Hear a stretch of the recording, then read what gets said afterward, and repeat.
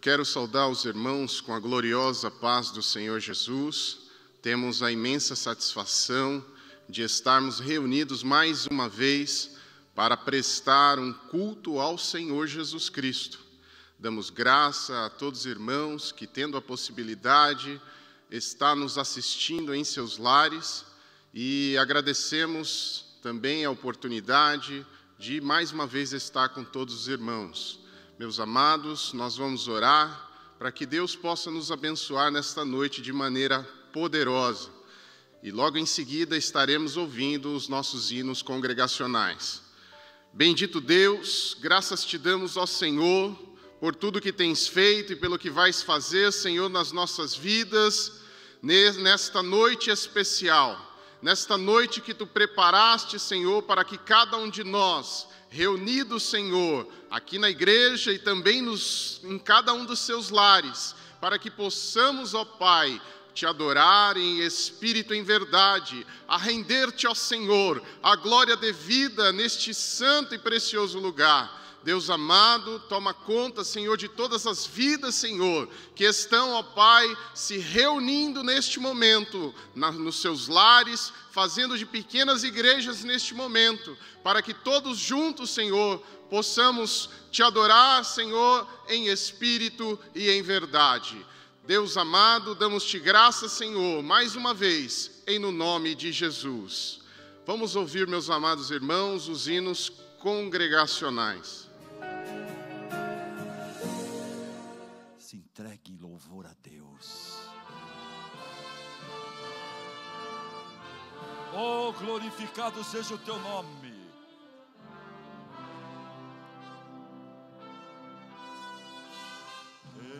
Outra vez nosso Salvador,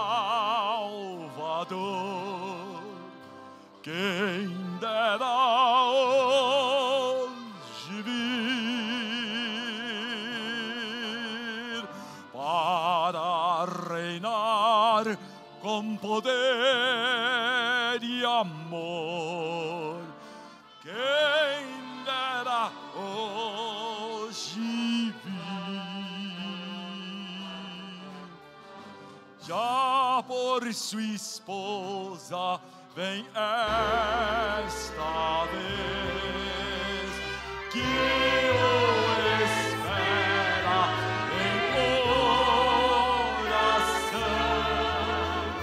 fora do mundo entre eles. Quem dera hoje vir. Cante! Glória, aleluia, glória, gozo sem fim trará. Glória, glória ao coroar o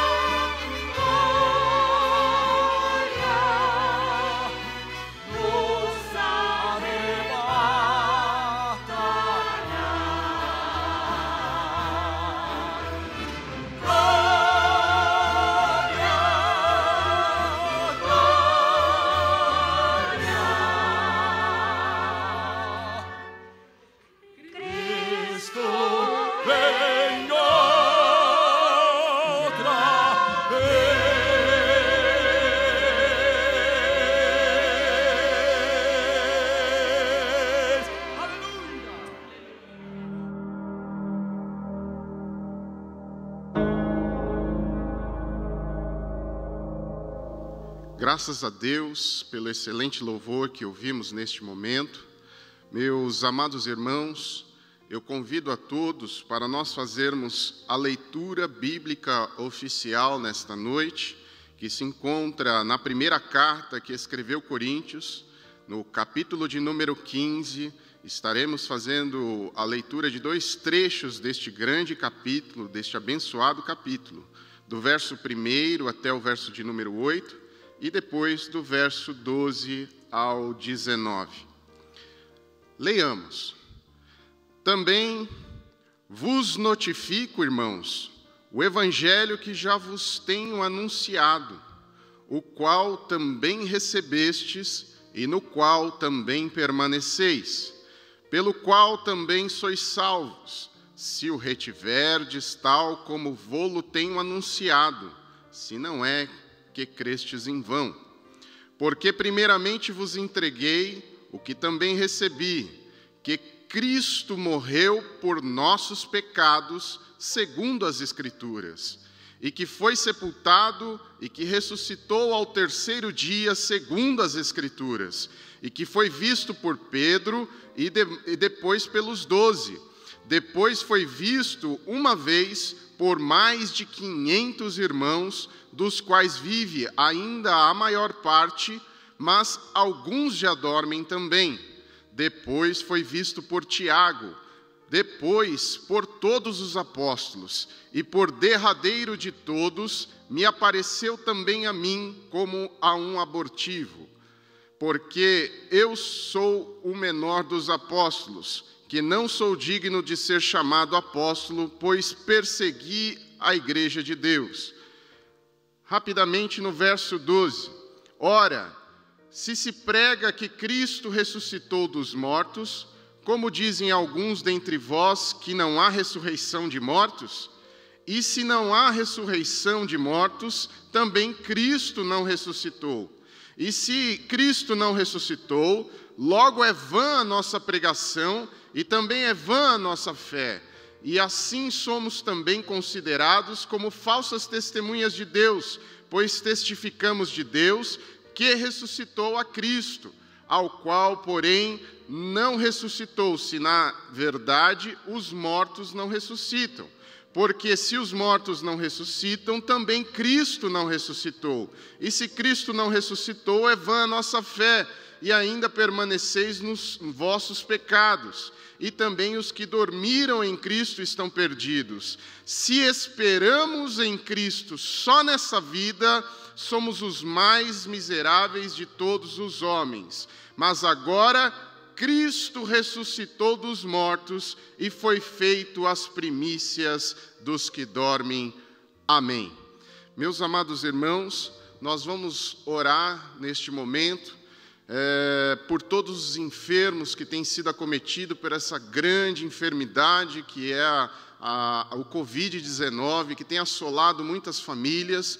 Vamos orar também para que Deus possa trazer conforto aos corações daqueles que estão perdendo os seus familiares, mas também que possamos orar para que o Senhor entre com providência aqueles que estão nos hospitais, nos leitos, nas UTIs, porque cremos verdadeiramente que o Senhor é poderoso para trazer cura, para trazer vida e vida com abundância. Meus amados irmãos, nós, durante este próximo louvor que nós vamos ouvir, aparecerá na tela um QR Code para que os irmãos ajudem na contribuição, para que a gente possa também auxiliar cada uma das famílias que necessitam, neste momento de muito aperto diante da sociedade.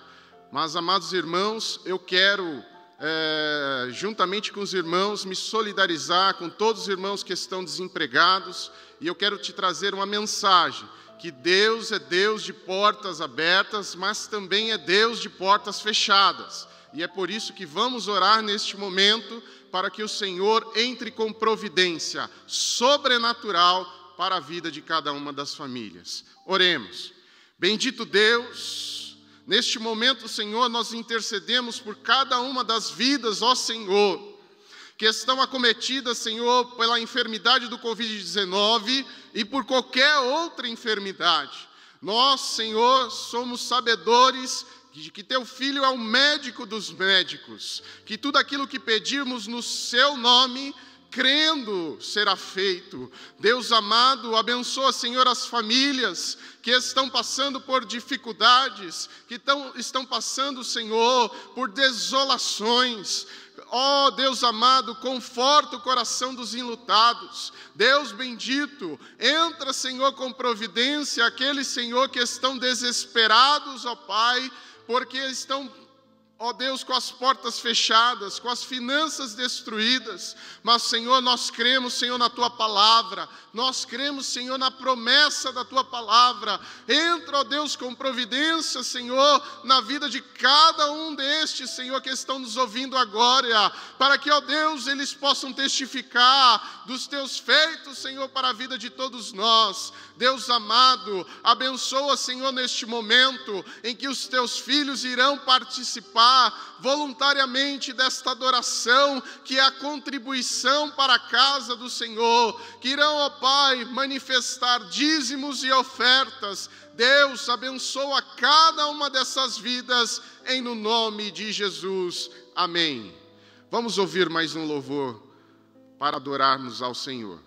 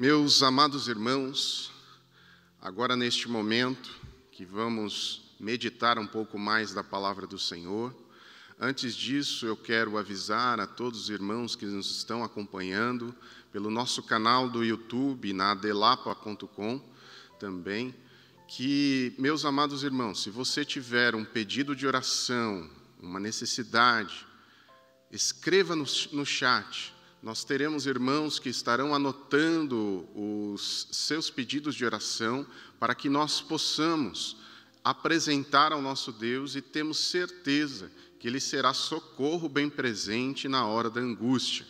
Então, meus amados irmãos, podem usar o chat a partir deste momento que ele estará aberto para que você possa manifestar a sua adoração e manifestar também os seus pedidos. Meus amados irmãos, eu quero convidá-los a também abrir em 1 Coríntios, no capítulo de número 5, 1 Coríntios, primeira carta que escreveu Paulo a Coríntios, no capítulo de número 5 e no versículo de número 7. Nós estamos numa semana especial, da qual nós comemoramos a vida através da ressurreição de Jesus Cristo. É certo que durante esta semana, foi uma semana dolorosa, da qual, nesta sexta-feira, o nosso Senhor Jesus Cristo derramou o seu sangue na cruz do Calvário. Mas, no domingo pela manhã, Ele ressuscitou, e vivo está. E por isso, meus amados irmãos, eu quero trazer esta mensagem que tem por título Jesus, nosso perfeito sacrifício. Cristo, a nossa Páscoa, Ele ressuscitou e vivo está. E tomando por base a nossa leitura bíblica inicial, que fora em 1 Coríntios capítulo 15, que ali trata a respeito da ressurreição, eu quero apenas complementar com um versículo da palavra de Deus, que é o versículo de número 5 do versículo de número 7 do capítulo 5 de 1 Coríntios, que diz: Alimpai-vos, pois, do fermento velho, para que sejais uma nova massa, assim como estais sem fermento. Porque Cristo, nossa Páscoa, foi sacrificado por nós. Amém. Eu quero convidar você mais uma vez a curvar as suas cabeças, para que nós oremos mais uma vez ao Senhor e venhamos pedir dEle a orientação divina para as nossas vidas neste momento. Senhor, meu Deus, uma vez mais, Senhor, entregamos, Senhor, as nossas vidas nas Tuas mãos. Cumpre em nós, Senhor, os Teus planos. Abençoa, Senhor, a cada um dos ouvintes. Abençoa, Senhor, a cada um dos nossos irmãos. Abençoa as famílias da Lapa. Abençoa, Senhor, a direção desta igreja. Abençoa, Senhor, a vida do pastor Elias, Senhor, da sua família. Abençoa, Senhor, cada um dos obreiros desta igreja. Esta igreja, Senhor, que ora. Esta igreja, Senhor, que busca fazer a Tua vontade. Deus amado, neste momento, abençoa no Senhor e nos dá direção, Senhor, para que venhamos a trazer e a ministrar a revelação da Tua palavra, Senhor, neste momento. Deus amado, nos abençoa através do Teu Santo Espírito, em no nome de Jesus. Amém.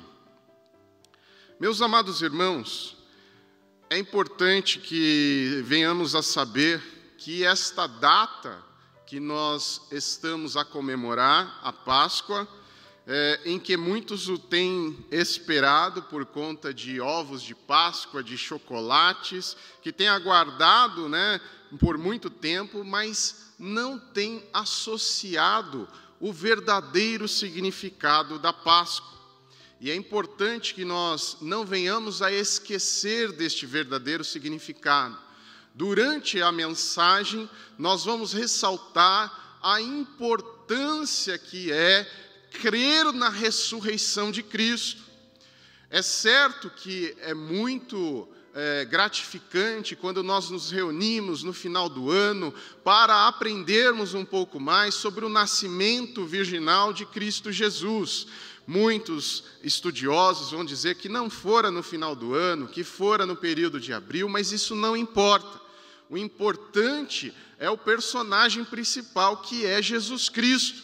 Mas, amados irmãos, a Bíblia nos chama a atenção não somente pelo nascimento de Cristo Jesus, não somente pelo crescimento espiritual, pelo fortalecimento espiritual de Cristo Jesus, mas a Bíblia vai nos trazer uma responsabilidade de nós crermos não somente na cruz, não somente na morte da cruz, mas que venhamos acreditar na ressurreição de Cristo. Não uma ressurreição mitológica, não uma fábula, não uma crendice, mas que venhamos acreditar de que Ele realmente ressuscitou e vivo está.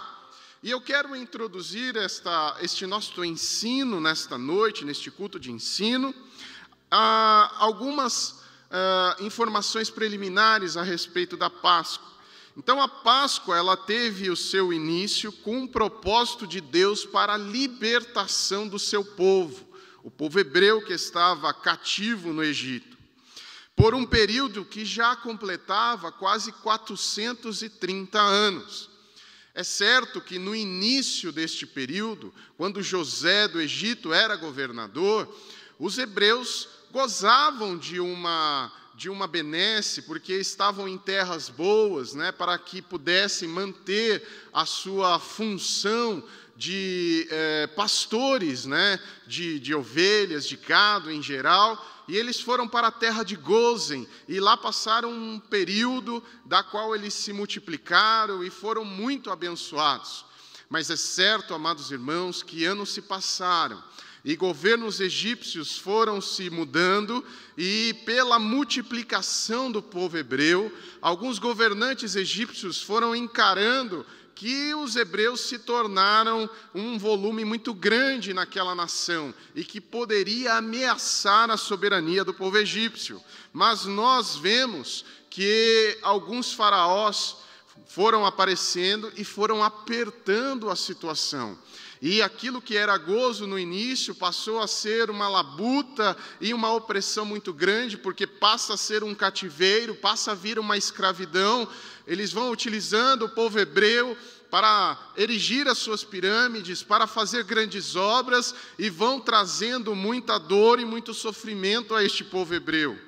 Mas, amados irmãos, chegou um momento que as orações dos justos alcançaram o trono de Deus, e Deus se compadeceu, e neste primeiro momento, nós vamos ver Deus levantando um homem, Moisés, para libertar o seu povo desta aflição, deste sofrimento e desta assolação. Então, o primeiro momento da palavra Páscoa, quando ela aparece na Bíblia, está em Êxodo, no capítulo 12, no versículo 11, onde Deus está instruindo ao seu povo para a realização da Páscoa. Porque depois de passado 9 pragas que o Senhor mandara, a 10ª e última praga iria passar o anjo da morte e iria sacrificar os primogênitos. Mas para que os primogênitos dos israelitas não morressem, seria necessário cumprir toda a ordenança e o ritual da Páscoa. E era nesse sentido que a Páscoa vinha a ser manifestada. A palavra Páscoa, ela vem do hebraico e ela significa Pessah, que tem por significado passar por cima, saltar por cima, dar a volta por cima, passagem. Este é o significado da palavra Páscoa. Do grego, pachá, que é o sacrifício pascal, referindo-se ao cordeiro pascal, ao cordeiro que era necessário ser imolado, e o seu sangue sendo espargido pelos umbrais das portas, para que quando o anjo passasse, ele não matasse nenhum dos primogênitos de Israel. Mas a Páscoa vai além disso. Além desta preparação, em que o povo se reunia ali e eles comiam deste cordeiro, ele trouxe também a preparação para a libertação do povo do Egito. E, amados irmãos, a partir de então, os israelitas têm celebrado a Páscoa anualmente, para trazerem à memória o que Deus havia feito para eles no Egito, como o Senhor, pelo seu poder, os libertou. Contudo, amados irmãos, a Páscoa não tem o seu significado tão somente no Antigo Testamento. Ela também tem a sua realização e, de uma maneira mais efetiva, mais importante, também no Novo Testamento. No entanto, agora com o propósito de libertação espiritual, e não a física da ocasião do Egito, mas sim contra a escravidão do pecado. Então, a Páscoa no Novo Testamento, ela nos traz o sacrifício de Cristo, o Cordeiro Pascal, para que nos venha libertar da força do pecado, libertar da escravidão, da separação de Deus e os homens, e nos trazer a liberdade que só há em Cristo Jesus. O que precisamos entender é que agora o Cordeiro Pascal, ele é o Deus encarnado, é o próprio Cristo Jesus que foi oferecido em libertação da condenação do nosso pecado. No Evangelho de João, no capítulo 1, versículo 29, João Batista, ele faz uma revelação, ele nos traz uma revelação divina, dizendo: eis aí o Cordeiro de Deus que tira o pecado do mundo. E ele mostra, nesta simbologia com a Páscoa judaica, aquilo que iria acontecer brevemente a Jesus Cristo.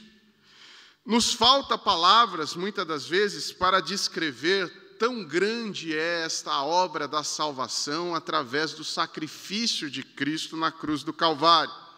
Jesus pagou o preço com seu próprio sangue ao morrer em nosso lugar na cruz. Eu quero compartilhar um dos textos que eu acho muito completos a respeito deste momento, que se encontra em Colossenses, no capítulo de número 2, Colossenses, no capítulo de número 2, no versículo de número 13 ao versículo de número 15, que diz assim: e quando vós estáveis mortos nos pecados e na incircuncisão da vossa carne, nos vivificou juntamente com ele, perdoando-vos todas as ofensas, havendo riscado a cédula que era contra nós nas suas ordenanças, a qual de alguma maneira nos era contrária,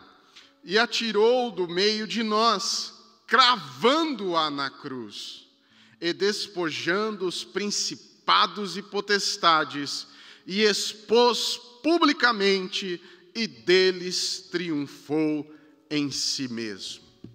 Aqui, quando diz que deles triunfou em si mesmo, quer dizer que ele saiu daquilo que era o que se imaginava que era o final, que era a morte. Mas a morte não foi suficiente, não teve poder suficiente, porque Jesus já dizia: eu dou a vida, eu retiro a vida e volto a ela dar novamente. Então Jesus ressuscitou. A verdadeira Páscoa, irmãos, em tudo Deus seja louvado, porque Jesus venceu a morte e ao ressuscitar no terceiro dia, dando-nos a garantia de que juntos com Ele nós viveremos na eternidade. Enquanto, novamente frisando, a Páscoa no Antigo Testamento era a libertação do Egito, no Novo Testamento é a libertação da escravidão do pecado. realizada na pessoa de Jesus, nosso Cordeiro Pascal. Amados irmãos, contrariando a visão de alguns teólogos liberais, a Bíblia é clara em apontar a ressurreição ao lado da cruz de Cristo como os elementos centrais à própria razão de existir do cristianismo. O apóstolo Paulo, como lemos na leitura bíblica inicial, ele foi consistente e ele reforçou diversas vezes, mas vamos frisar aqui 1 Coríntios capítulo 15 e o verso de número 14, o apóstolo Paulo dizendo: se Cristo não ressuscitou, é inútil a nossa pregação, como também é inútil a fé que vocês têm. Ora, amados irmãos, a ressurreição, ela é ponto principal, ela é pedra angular de todo o cristianismo. Ela é o tema central da nossa fé e é o cerne de tudo. Vejamos o que também o apóstolo Paulo nos deixa registrado em Romanos, no capítulo 10, do versículo 8 a 11, que vai dizer da seguinte maneira: mas que diz, a palavra está junto de ti, na tua boca e no teu coração. Esta é a palavra da fé que pregamos, a saber, se com a tua boca confessares ao Senhor Jesus, e com o teu coração creres que Deus o ressuscitou dentre os mortos, será salvo. Visto que com o coração se crê para a justiça e com a boca se faz confissão para a salvação. Porque a Escritura diz, todo aquele que nele crê não será confundido. Amados irmãos, sem esta nova Páscoa, sem esta ressurreição de Cristo, o cristianismo ele perde totalmente a razão de ser. Por isso, a respeito da ressurreição, nós precisamos entender o que há de mais prático para que nós venhamos desenvolver na nossa vida cristã. A primeira coisa que nos diz esse trecho de Romanos é que devemos reconhecer não apenas a realidade da ressurreição de Cristo, mas devemos reconhecer a necessidade de crer. Crer no quê, pastor Renato? Crer na ressurreição de Cristo. A ressurreição não é um mito, a ressurreição não é uma fábula. Cristo não ressuscitou como um fantasma, mas Cristo ressuscitou de maneira corpórea. Ele foi tocado nas suas feridas por seus apóstolos, ele comeu junto com seus apóstolos, ele esteve junto durante algum tempo, ele foi visto por muitas pessoas. Não é somente aceitar, amados irmãos, mas na Bíblia, a aplicação da fé, ela vem com 3 características distintas. A primeira característica é a identificação. A segunda característica da aplicação da nossa fé é a apropriação. E a terceira característica é a confissão. Para a identificação, o apóstolo Paulo, ele deixa registrado em Gálatas, capítulo 2, e o verso de número 20, uma posição de identidade muito forte, dizendo: já estou crucificado com Cristo. Você já está crucificado com Cristo? Você tem esta certeza de que você colocou a sua vida, o seu corpo, a sua alma e o seu espírito na cruz, através do sacrifício de Cristo? Quando Cristo, ele esteve ali na cruz, tomando sobre si os nossos pecados, as nossas enfermidades, as nossas dores, não foi apenas de um grupo seleto de pessoas, mas foi para toda a humanidade. foi um sacrifício perfeito de nosso Senhor Jesus Cristo. Ele morreu uma vez por todas, para todos, para manifestar o seu amor e para pagar um preço que nos foi imputado pelo pecado de Adão e Eva. E nós, sabedores de que o coração do homem vinha mal, e que depois de muitas tentativas, de Deus levantando um povo sacerdotal para fazer a sua obra, ainda assim este povo, ele passou por muito tempo fora da presença do Senhor. Ele foi levado cativo, ele foi disperso, ele passou a não ser mais uma referência ao nosso Deus de santidade. Para isso, Deus amou o mundo de uma tal maneira que deu o seu único Filho, para que todo aquele que nele crê não pereça, mas tenha a vida eterna. Então, a primeira aplicação da nossa fé diante desta mensagem que nós devemos crer na ressurreição é termos, primeiramente, a identificação que nós já estamos crucificados em Cristo. Ora, se a identificação ela vale para a morte, ela também valerá para a ressurreição. Como vemos o apóstolo Paulo dizendo em Colossenses, no capítulo 3 e o verso 1, dizendo: se já ressuscitastes com Cristo, se já ressuscitastes com Cristo. Devemos trabalhar, amados irmãos, a nossa fé, para que nós tenhamos consciência que nós fomos mortos na cruz de Cristo, através do sacrifício da expiação, mas que também nós ressuscitamos com Ele também.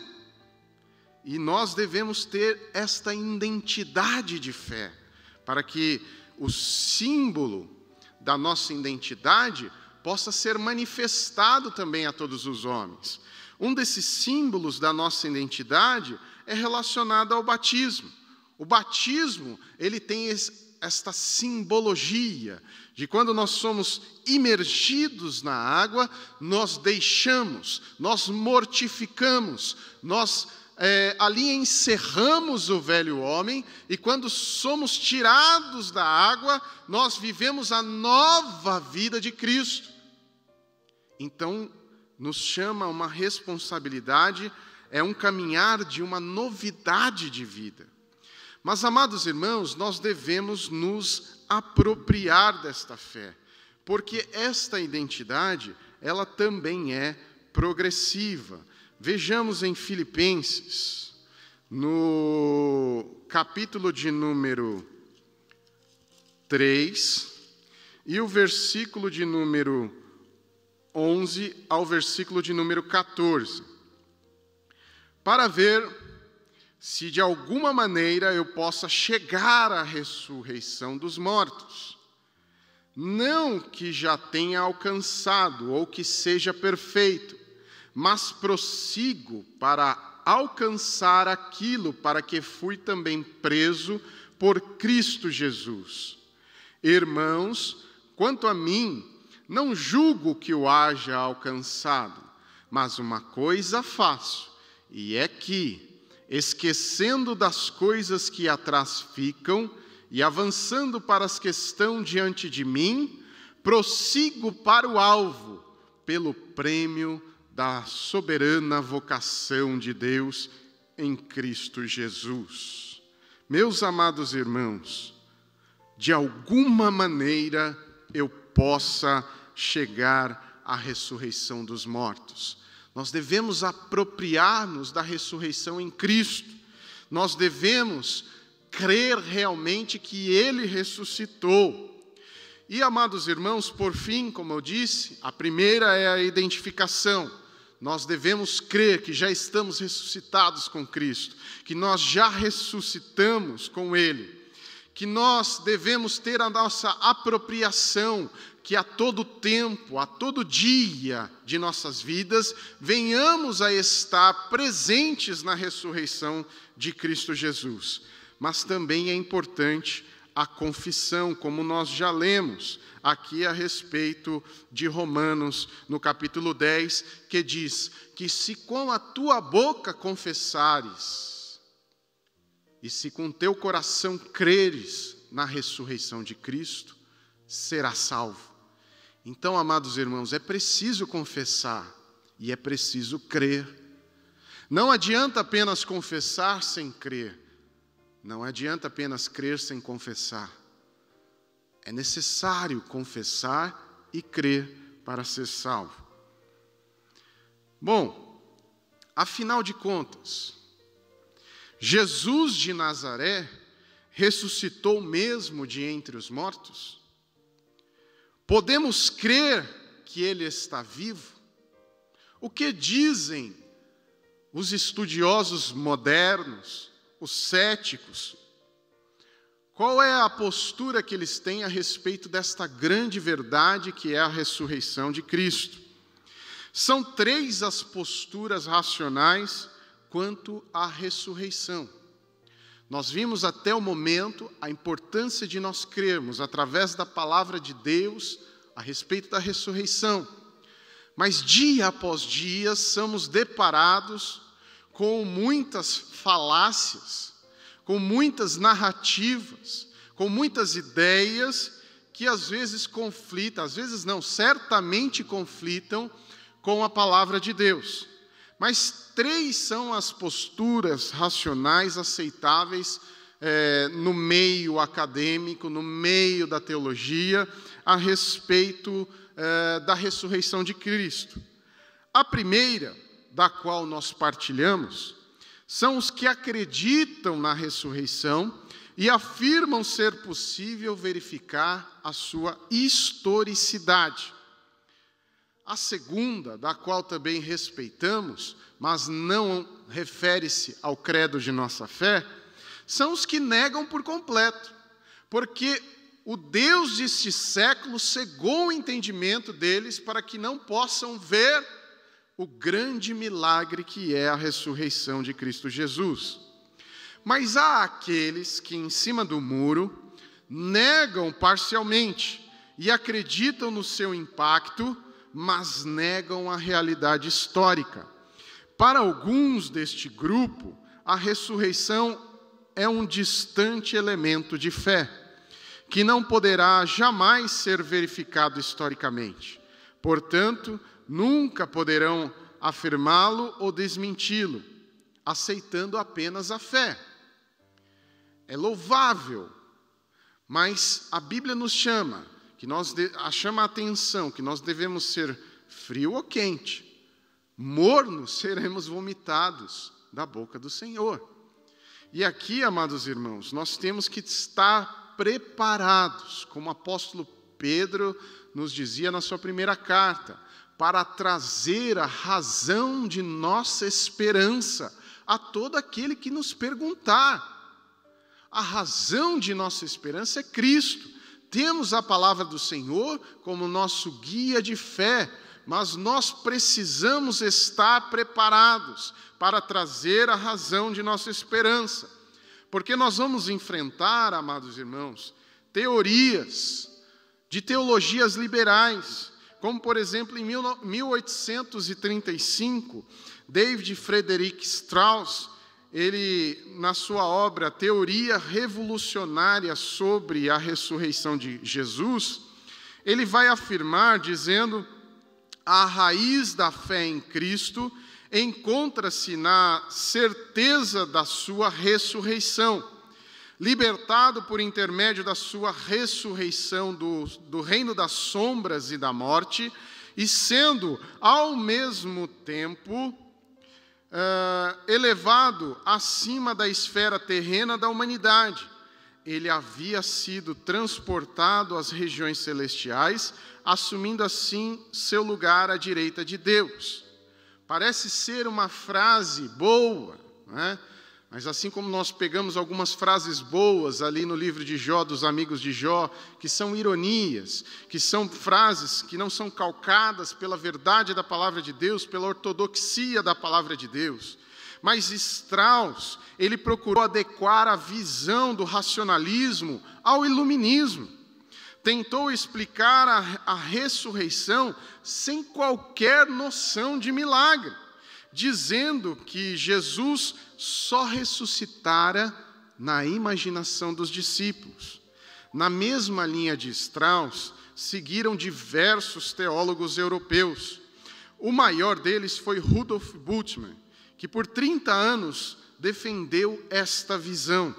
E em 1941, numa palestra histórica, ele defendeu, junto com pastores luteranos, a obra O Novo Testamento e a Mitologia. Ele entendia que a ressurreição nada mais era do que a continuação da pregação de Cristo, mesmo depois da sua morte, limitando. Essa é a maneira com que o mundo vê a ressurreição de Cristo. Eles não creem na ressurreição real. Seguidores modernos, como o ex-padre John Don Nicholson, mundialmente conhecido por tentar, através das suas palestras e livros, negar a historicidade de Cristo e, por conseguinte, a ressurreição de Cristo. Então, nós podemos dizer que a teologia liberal, ela transforma a pregação dos apóstolos em um mero apêndice de uma cosmovisão moderna e pós-moderna. Para eles, toda a mensagem do Novo Testamento tem que ser repensada em categorias existenciais. E assim o for, o Evangelho perde todo o seu valor religioso e transforma-se numa boa filosofia de vida. E mais nada do que isso. Mas o Evangelho que nós cremos não é filosofia de vida. O Evangelho que nós cremos, ele é poder de Deus. Ele é poder de Deus para transformar. Ele é poder de Deus para libertar. Ele é poder de Deus para trazer vida e vida com abundância. Nós temos, amados irmãos, que estar preparados diante dessas dificuldades. O neo-ortodoxista chamado Karl Barth, também conhecido como Grande Suíço, se dedicou afinco a estudar as Escrituras, principalmente uma questão principal, principalmente a questão do túmulo vazio. Segundo ele, o túmulo vazio é um sinal indispensável que impede qualquer possível erro de interpretação. Alguns, principalmente nesses últimos dias, vão declarar, mas tem que ter metodologia científica. A hipótese na metodologia científica, ela pode ser observada e ela deve ser repetida. Não, amados irmãos. Alguns vão declarar ciência, ciência, ciência, mas dentro mesmo da metodologia, existe a metodologia da historicidade, a metodologia histórica, com os mesmos critérios que nós fazemos com personagens históricos. Por exemplo, não há uma afirmação concreta de que Alexandre o Grande esteve na Índia, mas por conta dos relatos da época, é possível concluir, com base histórica, que Alexandre o Grande viveu e possivelmente esteve na Índia. Existe um escritor ateu, mas que ele deu o braço a torcer, chamado Marco Grant. E ele diz: este modo cético de pensar alcança sua culminação no argumento de que Jesus, enquanto ser humano, jamais existiu e tudo não passou de um mito. Porém, acima de tudo, se nos dedicamos ao Novo Testamento, deveríamos aplicar os mesmos tipos de critérios de investigação que usamos para outros escritos antigos contendo material histórico. E aí ele vai afirmar dizendo: hoje não podemos mais rejeitar a existência histórica de Jesus como também não podemos rejeitar uma multidão de personagens seculares cuja realidade histórica jamais pode ser questionada. Certamente existem todas aquelas discrepâncias, e eu digo pseudo ou aparente discrepância entre um evangelho e outro, mas nós não negamos, por exemplo, que um evento tenha realmente acontecido apenas porque Tito Livio ou Políbio parecem tê-lo escrito de maneira diferente. E aí ele conclui dizendo: hoje, nenhum acadêmico sério se aventuraria a postular a não historicidade de Jesus.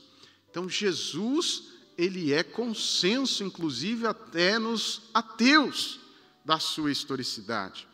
Parte do ceticismo e da insistência de muitos em negar a ressurreição literal de Jesus se deve a alguns argumentos filosóficos que são apenas repetições de ideias que já antes foram expostas por pensadores como Spinoza e David Hume, que negavam a possibilidade e a verificabilidade de um milagre.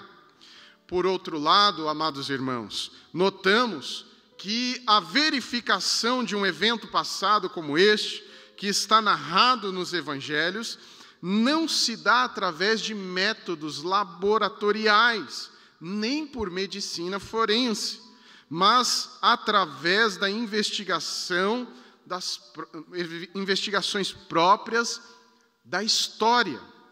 Em outras palavras, para saber historicamente se é possível a ocorrência real da ressurreição de Jesus, não devo usar recursos típicos de um autor de um crime que ocorreu o mês passado, mas sim os critérios próprios que, em busca de uma realidade mais antiga, como a presença ou não de Alexandre o Grande na Índia. Algumas coisas ocorrem e contrariam o princípio da uniformidade da natureza. E quando isso acontece, amados irmãos, por que não chamar de milagre? Nós cremos em milagre. Os milagres existem. E é por estes milagres que nós tenhamos a convicção da nossa crença na ressurreição de Jesus. Mas para que não fique apenas na questão do fideísmo, mas que possamos trazer a razão da nossa esperança, eu trago aqui alguns fatos históricos que vão determinar a ressurreição de Cristo Jesus, através da metodologia da historicidade. O fato de número 1, Jesus de fato foi crucificado, morreu na cruz e foi colocado numa tumba que misteriosamente apareceu vazia. Então Jesus, primeiro fato, foi crucificado, morreu na cruz e foi colocado numa tumba que apareceu misteriosamente vazia. Bom, o que confirma este fato? Porque é um fato histórico. Isso é confirmado, meus amados irmãos, através de escritores. E aqui eu não quero trazer apenas a Bíblia, porque muitos vão dizer que nós estamos focados através da Bíblia, mas a Bíblia também nos traz um apoio de uma obra daquele tempo. E nós vamos falar já a respeito dela. Então, os escritores relatam a historicidade de Jesus de Nazaré. Não é algo apenas de uma seita ou de uma comunidade religiosa daquele tempo. Nós vemos Flávio Joséfo, um escritor judeu, também um grande historiador romano. Nós vemos outro escritor como Tácito. Tácito é conhecido como o maior escritor romano da antiguidade. Vemos também Luciano de Samossa, um grego do segundo século. Todos esses fazem menção no todo ou em parte da morte, da crucificação e da ressurreição de Cristo. Ora, esses personagens nada tinham a ver com os apóstolos, com os discípulos de Jesus. Nós vemos também outra obra literária, que é o Talmud, que é um escrito judaico do primeiro século. Ele fala da execução de um tal Yeshua HaNoshiri, onde alguns estudiosos, eles acham que é uma corruptela aramaica para dizer Jesus de Nazaré. Então, escritos judaicos que naquela época perseguiam os cristãos, eles vão confirmar a historicidade de Jesus de Nazaré. Existe um tratado conhecido como Toledot Yeshu, que é um documento judeu para o cristianismo, também advoga a respeito do túmulo vazio. É certo que é um documento que é usado para refutar a ressurreição, mas se ele está refutando a ressurreição, quer dizer que ele está confirmando a historicidade de Jesus. E isso, eles vão dizer neste Toledot de Yeshu, argumentando que houve um complô dos discípulos para roubar o corpo de Jesus, para parecer a ressurreição. Isso não nos traz nada de novo, porque Mateus, no capítulo de número 28, e o versículo de número 13 ao 15, vai dizer da seguinte maneira. Mateus, no capítulo de número 28, após a ressurreição de Jesus Cristo, no versículo 13 ao 15, diz assim: Dizei, vieram de noite os seus discípulos, e dormindo nós o furtaram. E se isso chegar ao ouvido do governador, nós o persuadiremos, e vos poremos em segurança. E eles, recebendo dinheiro, fizeram como estavam instruídos. E foi divulgado esse dito entre os judeus até aos dias de hoje. Ora, Mateus já deixara registrado esta farsa que os judeus queriam apresentar, dizendo que vieram à noite os seus discípulos e que furtaram o corpo de Jesus. Mas, amados irmãos, por mais que eles tentem negar, eles acabam comprovando a historicidade de Jesus Cristo, que ele realmente veio a esta terra.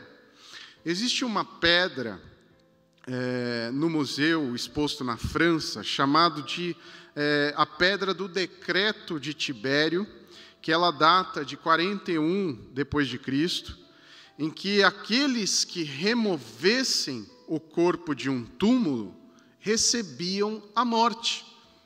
Então, os fariseus, eles criaram esta farsa, acusando os discípulos para quererem matar os discípulos de Jesus. E por isso que houve intensa perseguição. Do ponto de vista histórico, meus amados irmãos, podemos afirmar que Jesus de fato morreu na cruz e o seu túmulo apareceu vazio.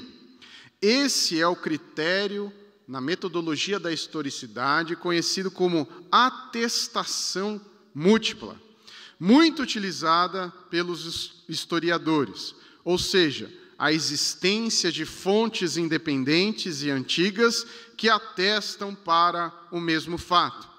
Com base nisso, podemos explicar ou aplicar este critério da historicidade à Bíblia, não apenas como a palavra de Deus, mas como a fonte testemunhal antiga, e afirmar o seguinte, que eu quero dizer agora, que é o fato de número 2.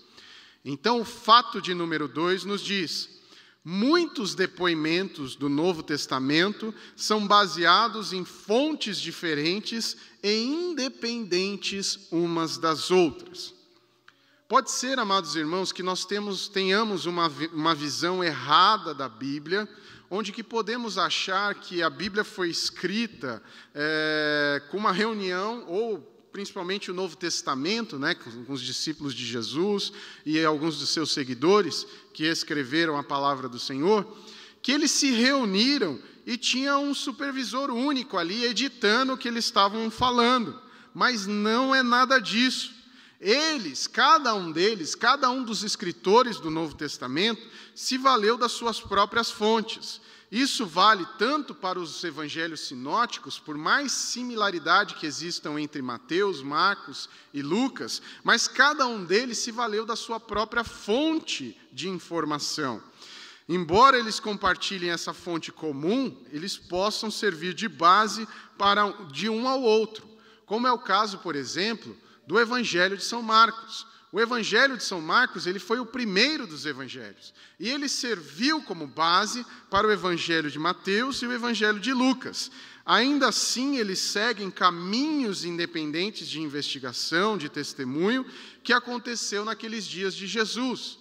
Porque cada um dos evangelhos tinha um público-alvo a ser alcançado. Nós vemos que o livro de Marcos, ele tinha como público-alvo os gregos, os romanos, porque os romanos, eles tinham aquela gana por ação, por movimento. Nós vemos um evangelho mais curto, mais enxugado, as ações ocorrem de maneira muito rápida. Nós vemos o Evangelho de Mateus tendo uma preocupação para com os judeus contemporâneos da sua época, e ele traz como Jesus, o Rei dos Reis, o Senhor dos Senhores. Nós vemos que Lucas, ele tem uma visão de uma mensagem de um público-alvo que havia sido helenizado pelo povo grego, e ele traz a respeito do Filho do Homem. E nós vemos João, que em seu evangelho, trazendo como público-alvo a igreja do Senhor que estava sendo atacada, dizendo: olha, Jesus é Deus. No princípio era o Verbo, e o Verbo estava com Deus, e o Verbo era Deus, mas o Verbo se fez carne e habitou entre nós. O próprio fato de algumas passagens terem aparentes diferenças entre si, nada tem a ver, eu digo aqui neste momento, com o erro dos copistas. Aí seria motivo de outro estudo. Mas essas aparentes discordâncias, elas concordam que não houve orquestração na edição. Aliás, é uma das teclas que os céticos mais batem, de que dizer que os sinóticos se contradizem sobre a ressurreição. Ora, eles não se contradizem quanto ao fato, mas apenas de detalhes periféricos, detalhes de forma de expressão. Por exemplo, nós vemos Marcos, que diz que a crucificação ocorreu na 3ª hora do dia, que daria 9 horas da manhã. A 3ª hora do dia começava às 9 horas da manhã. Mas João vai dizer que foi na 6ª hora do dia que ele foi julgado e que ele foi crucificado, que aí dá por volta do meio-dia. Mas Mateus vai dizer que, após crucificado, teve trevas no céu até a hora 9ª, que foi mais ou menos 3 horas da tarde, que era o horário que estava descrito lá em Levítico, né, determinado para que os judeus imolassem o Cordeiro Divino. Então Jesus cumpriu exatamente tudo o que havia sido predito para ele. Ora, na época em que não haviam relógios precisos, né, números arredondados eram utilizados, expressões como quarto do dia eram utilizados para identificar algum momento naquele tempo. Então, a 3ª hora do dia poderia significar entre as 9 e meio-dia. Então, pode ser que poderia ser lá muito mais próximo ao meio-dia. E João tenha sido um pouco mais rigoroso ali e cravou como a 6ª hora do dia. O fato é que os 2 evangelistas fizeram um relato independente um do outro. Um não copiou o outro. Um não precisou corrigir o que o outro fez. E ninguém se ocupou de editar estes testemunhos, preservando a originalidade dos escritos sagrados.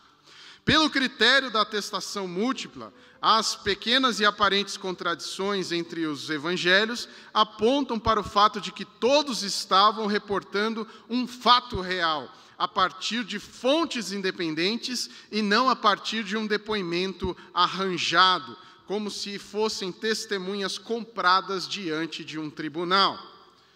Nós vamos agora ao terceiro fato. Os evangelhos não forçam a argumentação do evento. Os evangelhos vão dizer que alguns dos discípulos estavam duvidando a respeito da ressurreição de Jesus. Se os escritos do Novo Testamento quisessem forçar as provas para as pessoas acreditarem na ressurreição, primeira coisa que iria acontecer, eles não apresentariam as mulheres como sendo as primeiras testemunhas do evento da ressurreição. É certo e sabido que os testemunhos das mulheres naquela época não tinham valor jurídico algum, ainda mais sendo por Maria Madalena, que era uma ex-prostituta que fora a primeira a divulgar este milagre. Das teorias que aconteceu após a morte de Jesus, a ressurreição dos mortos era menos crida naquela época. Se os apóstolos dissessem que a alma de Jesus tinha subido ao pleroma e ao mundo das ideias, eles teriam apoio inconteste dos seguidores de Sócrates e de Platão. Se dissessem que ele morreu por completo e que viveu uma vida íntegra, eles teriam apoio completo dos epicureus e dos estoicos. Se dissessem que Jesus encarnou em outra pessoa, teriam apoio dos seguidores de Pitágoras e também de praticantes da religião egípcia e de um bom número de orientais que advogavam a respeito da transmigração das almas. Mas a ressurreição, amados irmãos, defender a ressurreição era menos simpática das teorias. Poucos a aceitavam e dificultava nisso a pregação tanto em judeus como em gentios.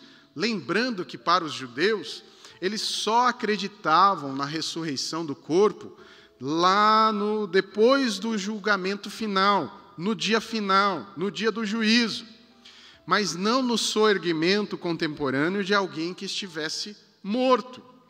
Tanto é que Paulo e a sua mensagem foram muito bem aceitas pelos filósofos de Atenas. Mas quando ele resolveu falar a respeito da ressurreição de Cristo, aí o assunto tornou-se desinteressante. Sobre isso, desdenharam os gregos, como nós vemos em Atos, no capítulo 17, versículo 34, que diz: te ouviremos em outra ocasião. Logo, cai por terra a noção de que os discípulos tinham criado uma trama ou uma propaganda para tornar o fim de Jesus mais simpáticos aos ouvidos alheios. Nós podemos lembrar de uma literatura, de um tribunal que é descrito na literatura do romance de Dom Casmurro, em que o juiz sabe que os depoimentos são minados por pequenas contradições entre as testemunhas, mas ainda assim é perfeitamente aceitável. O que não pode haver, é claro, são contradições internas que coloquem a testemunha em contradição em consigo mesmo. Assim, temos um depoimento contrário com a veracidade do depoimento. Essa foi baseada numa análise jurídica de um diplomata brasileiro, Sérgio Paulo, em 2008. E aí nós podemos concluir que a ressurreição de Cristo, portanto, não era uma invenção. A ressurreição era uma história admitidamente difícil de acreditar, mas era tão fantástica que para aqueles que testemunharam ficaria impossível de permanecer omitida. Ninguém poderia esconder a ressurreição de Jesus. E caminhamos para o quarto fato. O quarto fato nos diz: os mitos levam tempo para se desenvolverem. E os discípulos não tiveram esse tempo. Quando nós falamos a respeito de mito, os mitos levam tempo demais para acontecer. Mas, amados irmãos, o primeiro livro do Novo Testamento, ele é o livro de Paulo, em 1 Tessalonicenses, que foi escrito por volta do ano 49, do ano 50, da qual Paulo falava a respeito da ressurreição de Cristo, mas ele deixou ali escrito, no primeiro livro que havia sido publicado, na primeira carta, que havia sido publicada, no primeiro capítulo, no verso de número 10, o apóstolo Paulo dizendo: para guardares dos céus o seu Filho, a quem ele, Deus, ressuscitou de entre os mortos. Ora, esses escritos, eles não tinham tanto tempo do evento. Esse escrito, esse primeiro livro, ele data coisa de 18, 19 anos depois da ressurreição, depois do processo. Não houve um tempo para se criar um mito. Paulo utilizava diversas citações de hinos e credos primitivos, anteriores às produções das cartas e de qualquer um dos evangelhos. Ainda não tinha um evangelho de Marcos, ainda não tinha nenhum dos evangelhos, mas já estava solidificado a crença da ressurreição dos mortos de Jesus Cristo através dos ensinamentos de Paulo. E nós vamos ver isso sendo reforçado em 1 Tessalonicenses capítulo 4, verso 14, que diz: se cremos que Jesus morreu e ressuscitou, assim também Deus, mediante Jesus, trará juntamente em sua companhia os que dormem. Porque os irmãos estavam sofrendo intensa perseguição, e muitos estavam morrendo, e alguns preocupados com a morte dos cristãos. E aqui Paulo trazendo a mensagem da ressurreição de Cristo, dizendo que nós também seríamos ressuscitados, que os que dormem também seriam ressuscitados. E aí nós vemos que não se trata de uma ressurreição simbólica ou espiritual. Os textos de Paulo e dos evangelhos falam de uma ressurreição corpórea, física, plenamente tátil.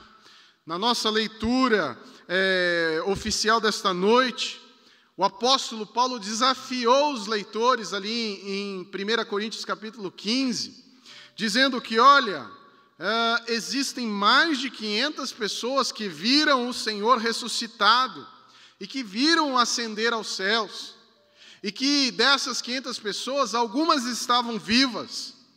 Ora, a ficção prefere as sombrias da antiguidade. A distância geográfica onde ninguém que supostamente testemunhou o evento poderia ser perguntado a respeito da veracidade daquilo que se diz.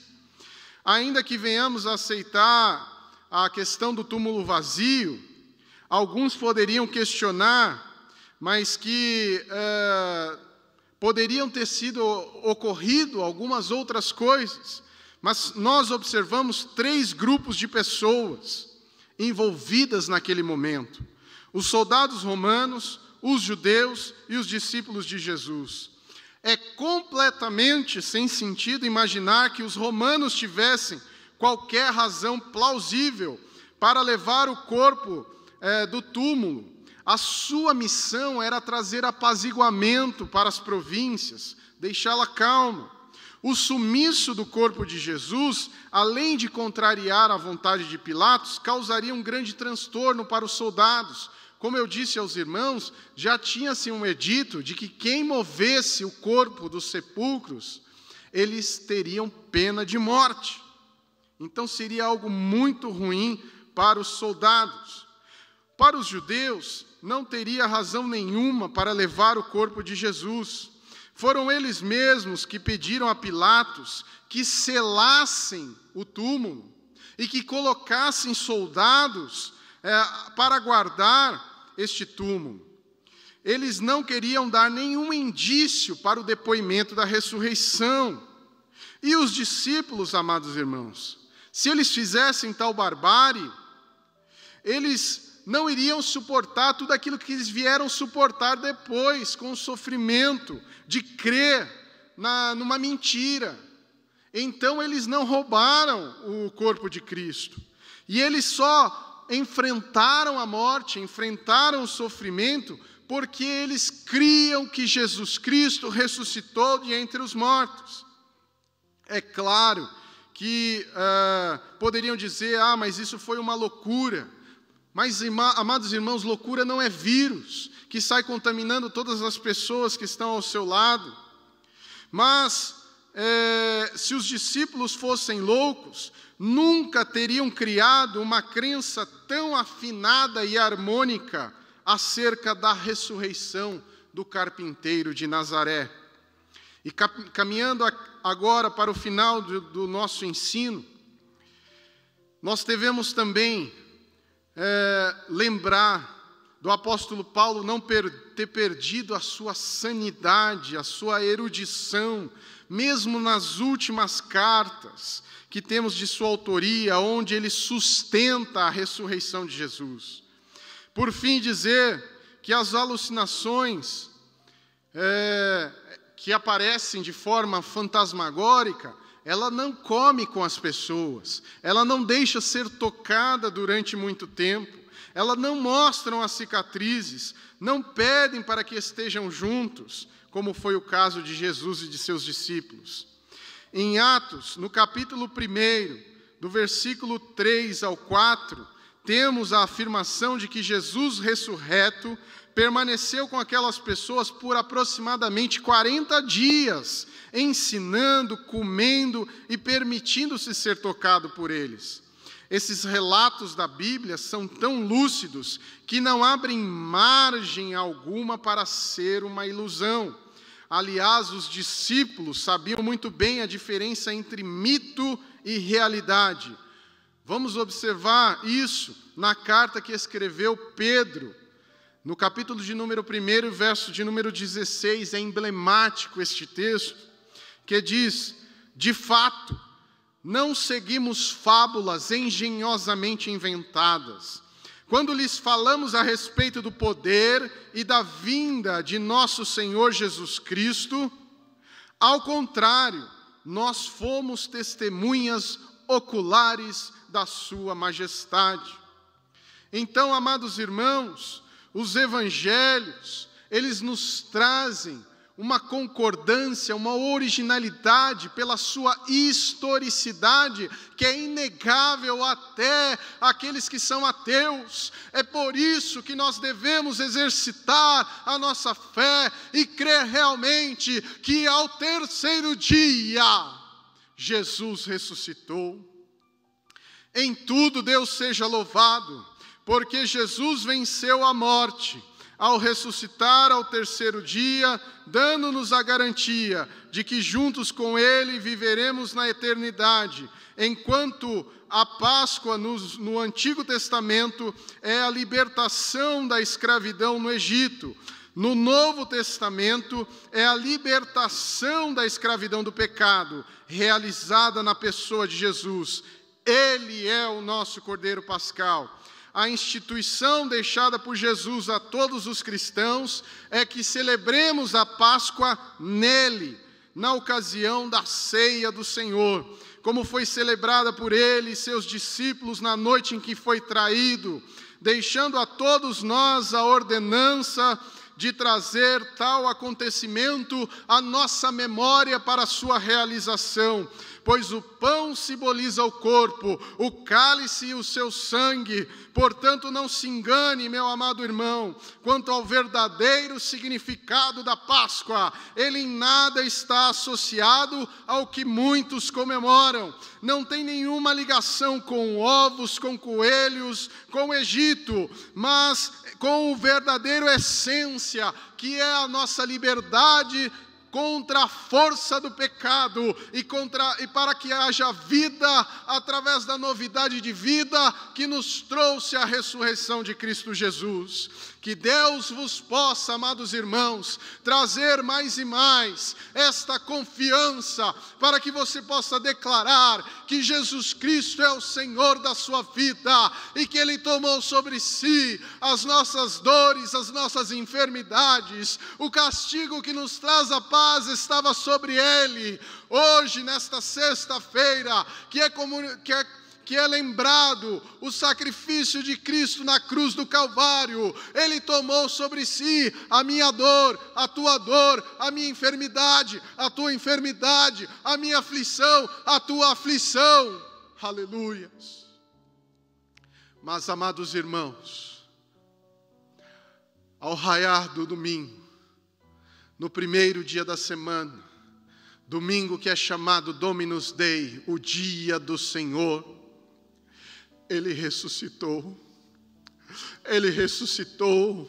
vive está, se deixou ser tocado, mostrou suas cicatrizes, esteve durante 40 dias ensinando, foi vista por 500 pessoas, por apóstolos, por discípulos, foi visto pelo apóstolo Paulo, foi visto por Tiago. Meus amados irmãos, a ressurreição é algo real. Que Deus possa ressuscitar a confiança e a esperança no seu coração, para que venhamos a enfrentar dias difíceis, para que nós não venhamos esperar aqui neste mundo, sendo o mais miserável dos homens, mas que estejamos a nossa esperança, aguardando a ressurreição que há no Filho Jesus Cristo.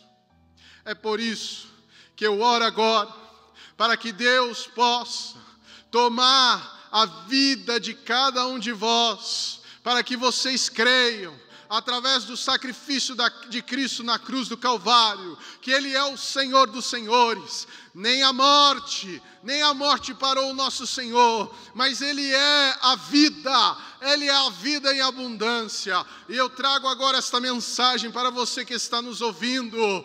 Creia, permaneça, tenha esperança em Jesus, porque Ele foi historicamente comprovado, porque nós cremos fielmente que Ele ressuscitou e que Ele está neste momento trazendo a paz que excede a todo entendimento, consolando os vossos corações diante de muitas das aflições, mas sabedores que o Senhor está entrando agora no seu lar, que o Senhor está vivificando o seu lar, que a Páscoa do Senhor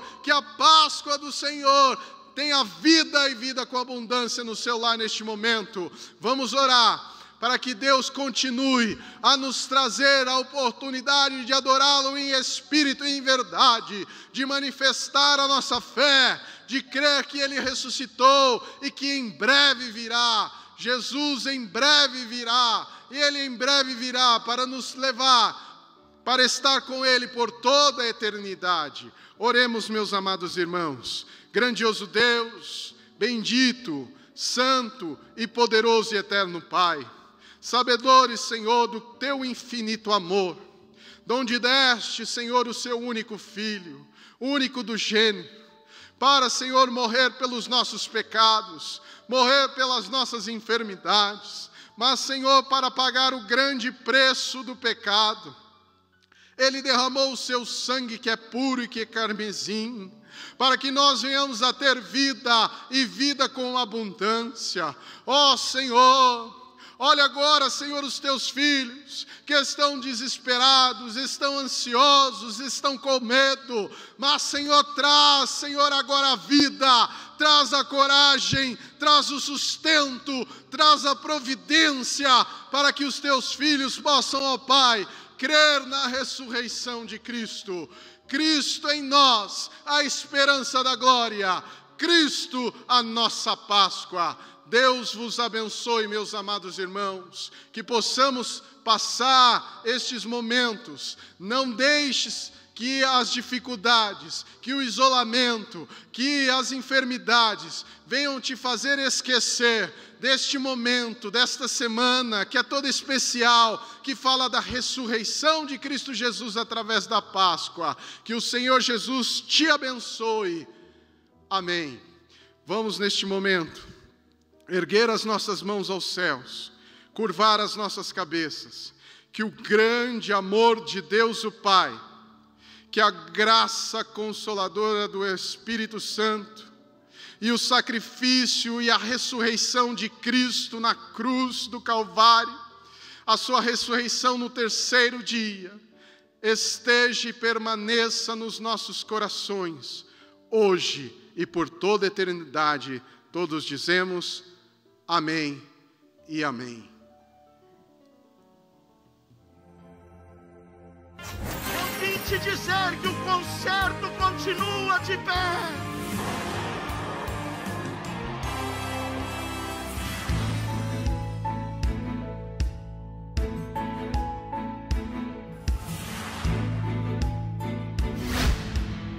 Não temas tornar-se-ão em nada.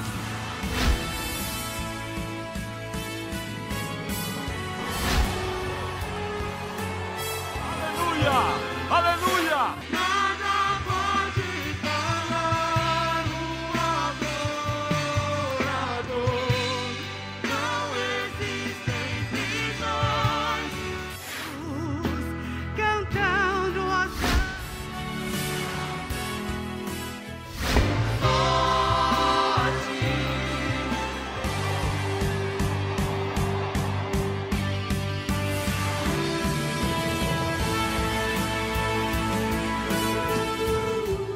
O amanhã não nos amedronta, porque o nosso Deus está vivo.